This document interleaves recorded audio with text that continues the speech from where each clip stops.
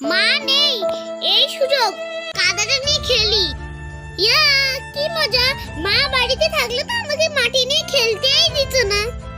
আহ কি ভালো লাগছে কাদাটা খেলতে, এই ফাঁকে কাদাটা একটু খেলে নি। A few moments later.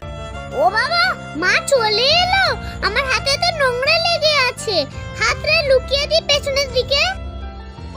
সোনা তুই কি করছিস ওখানে? না না কিছু না, আমি তো গাছগুলো দেখছিলাম। কিছু করছিস না? ও ও বাবা, মা এদিকে আসছে, হাতটা লুকাই। এই কি লুকাচ্ছিস পেছনে ওটা? না না কিছু না কিছু না। কিছু লুকাচ্ছিস না? দাঁড়া দেখি, কই হাতটা দেখি। মা আমি কাদা কাটছিলাম, তুমি বকবে বলে আমি হাতটা লুকিয়ে দিয়েছি। সরি মা, তুমি বকবে না প্লিজ প্লিজ। ওরে বাবারে, আমার সোনা মেয়ে, সব সময় এরকম সত্যি কথা বলবি, ঠিক আছে সোনা?